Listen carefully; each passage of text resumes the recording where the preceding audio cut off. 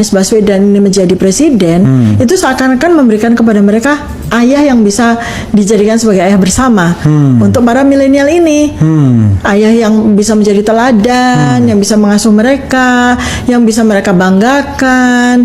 Ya, ini adalah zaman dimana milenial ini kebanyakan atau sebagian itu fatherless kan. Iya. Kehilangan sosok seorang ayah yang bisa dia jadikan sebagai role model. Iya. Nah, jadi kekosongan itu kan akan sangat bagus, akan sangat dahsyat diisi oleh presiden, oleh presidennya, Oleh pemimpin oleh nomor satu. pemimpinnya, ya kan? Dan ini pas banget. Udah nggak ada bandingannya nih kalau kita bilang.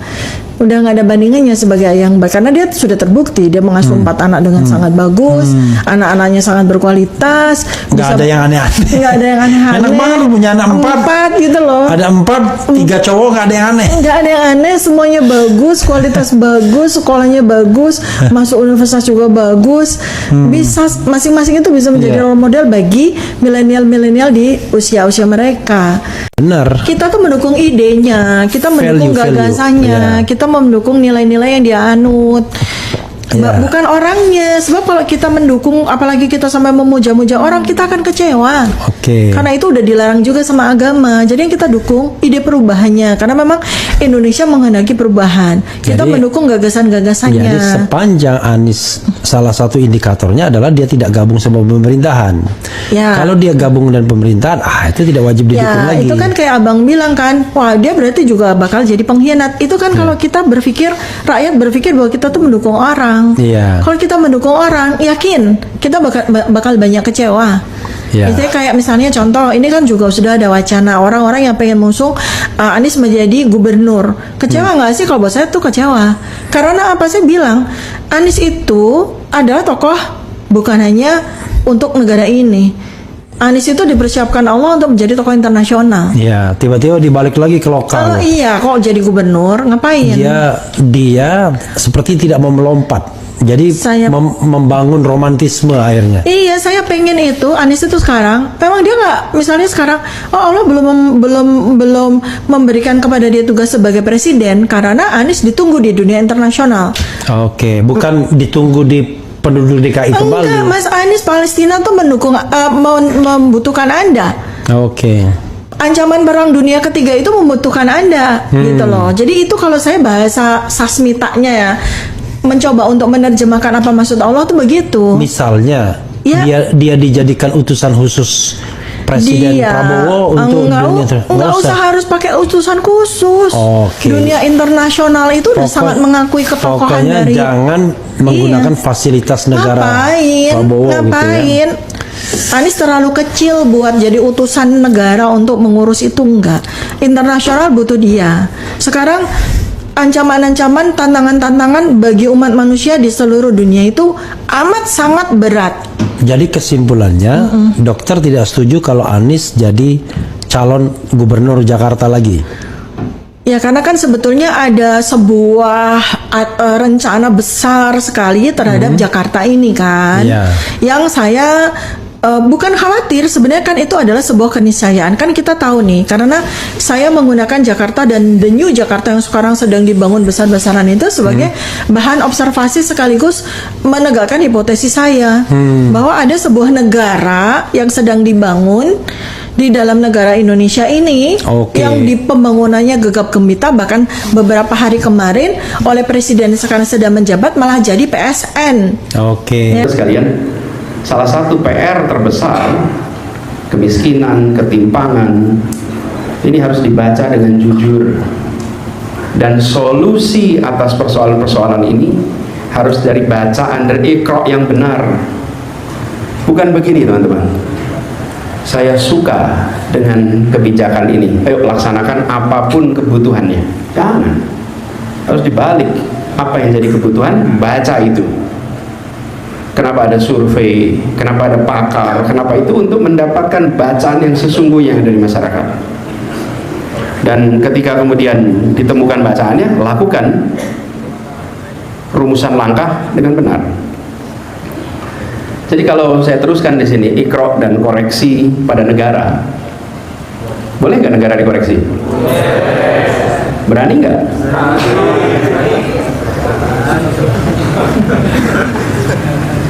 Ada intel di sini. Ini yang bilang berani dicatat nanti. Apa yang terjadi kalau sebuah negara itu kehilangan ruhnya Iqra? Negara akan sibuk bicara sebelum memahami. Contoh nih, negara akan cepat bereaksi tanpa mengerti akar masalah. Akar masalah. Dan ketika rakyat mengeluh problem A, B, C, D, Iqra itu meminta kepada pemimpin untuk membaca keluhan rakyat, bukan sibuk merapikan slogan. Karena itulah ketika kita menyaksikan akhir-akhir ini banyak program-program dengan anggaran besar, tetapi menghasilkan masalah keselamatan, menghasilkan masalah mutu.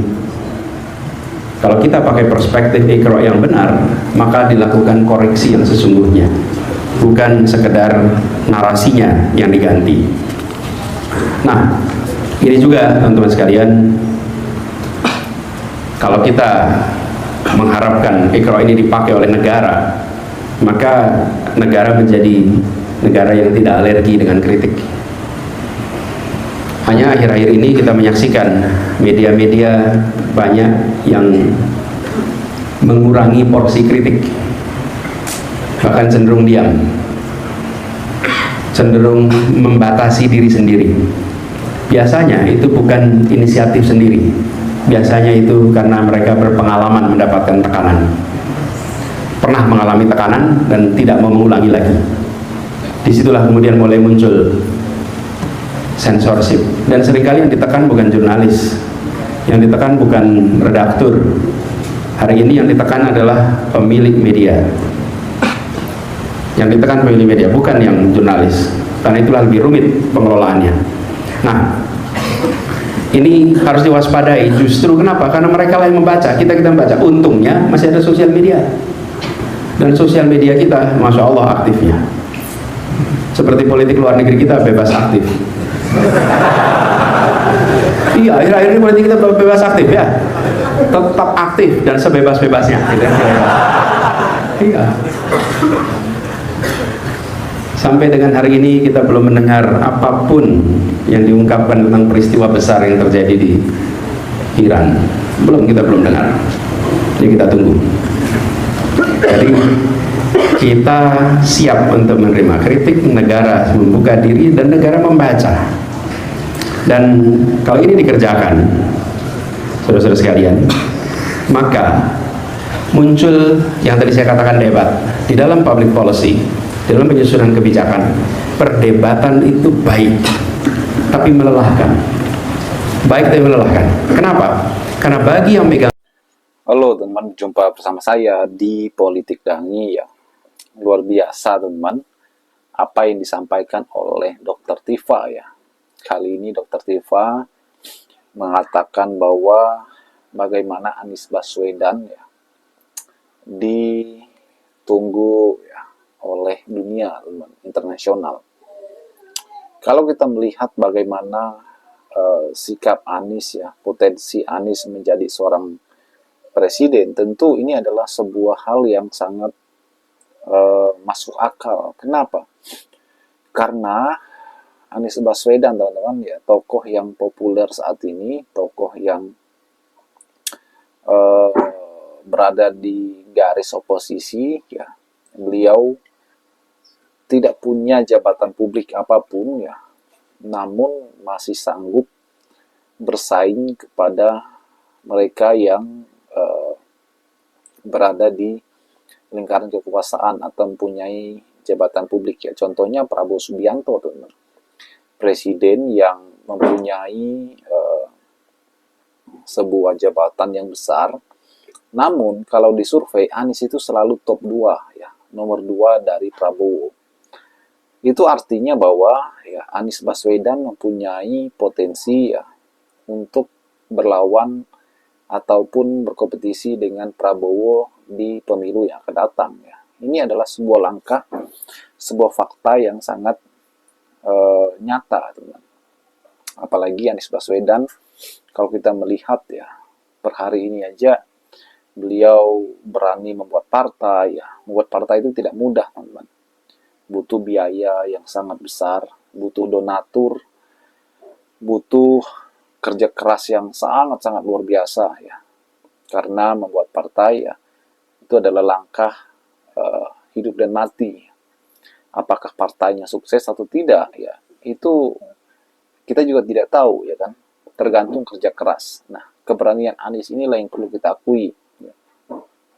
Dan bagaimana militannya para pendukung Anies Baswedan, ya, baik dari segala penjuru, teman, dari tingkat daerah bahkan ke tingkat pusat, ya kan. Dan ini kan membuktikan bahwa potensi yang sangat besar ya bagi Anies untuk maju sebagai calon presiden 2029 ya. Saya yakin bahwa apa yang dilakukan Anies saat ini adalah sebuah langkah besar yang akan dimulai ya, untuk menjadi seorang pemimpin masa depan. Dan kecerdasan Anies inilah yang membawanya sampai detik ini, teman-teman. Bagaimana menurut kalian? Kita diskusi di kolom komentar.